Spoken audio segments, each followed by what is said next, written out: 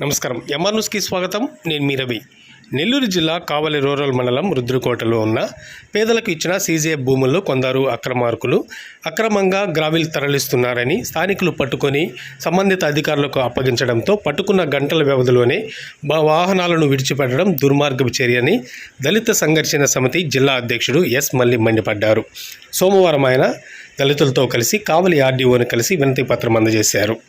తమకు తక్షణమే న్యాయం చేయాలంటూ ఆయన ఆర్డీఓ ఎదురుగా నేల మీద కూర్చొని నిరసన తెలిపారు. దీంతో ఆర్డీఓ సంబంధిత అధికారులతో మాట్లాడి దాని మీద సమగ్ర విచారణ జరిపించి జిల్లా కలెక్టర్కు నివేదికను అందజేస్తారని వారికి భరోసా ఇచ్చారు. ఈ కార్యక్రమంలో పలువురు దళిత నాయకులు పాల్గొన్నారు.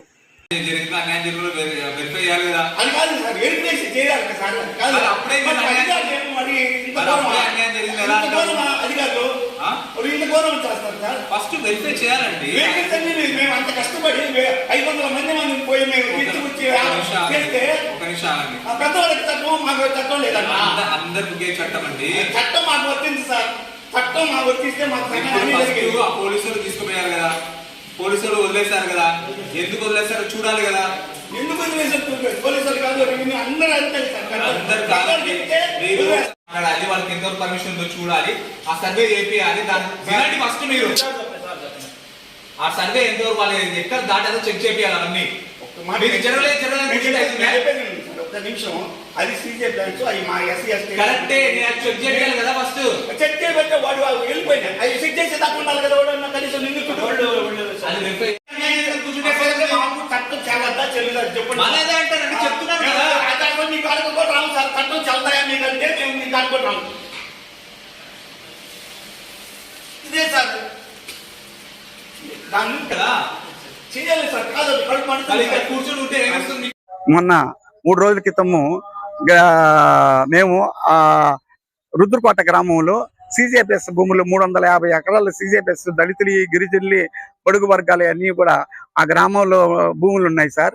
వాటికి కూడా పట్టాలు ఇచ్చే మంజూరు చేస్తానని కూడా చెప్పినారు ప్రభుత్వము. అయితే ఆ మంజూరు చేసి పట్టాలన్నీ కూడా సెట్ చేసేటప్పటికి ఈ కావాలకు చెందిన గ్రావెల్ మాఫియా వచ్చి రేత్రి 3 ట్రక్కులను ఒక జేసీబీ వచ్చి గ్రావెల్ ఎత్తుతున్నారు సార్. ఈ విషయం అంతా గ్రామ పెద్దలు అందరూ వచ్చి, దళిత వాడ అందరూ వచ్చి దాదాపు 500 మంది మేము అడ్డగించి ఆ వెహికల్స్ అన్ని తీసుకొచ్చి ఇక్కడ పెట్టి మా గోపాల్ అని ఆయన కలెక్టర్ గారికి అందరూ చెప్పారు సార్.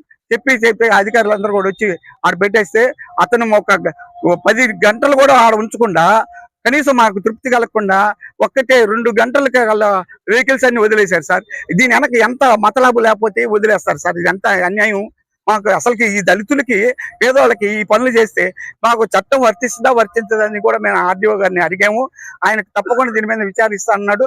విచారించిన తర్వాత అంత దూషులైనటువంటి వాళ్ళకి ఆ వెహికల్స్ సంబంధించినటువంటి వాళ్ళందరినీ కూడా తీసుకొచ్చి మళ్ళీ విచారించి అవి కూడా ప్రభుత్వం హ్యాండ్ ఓవర్ చేసుకొని చట్ట పరిధిలోనే మేము విచారించమన్నాము సార్. చట్ట పరిధిలోనే వాళ్ళకి ఏదైనా ఫైన్ వేయటం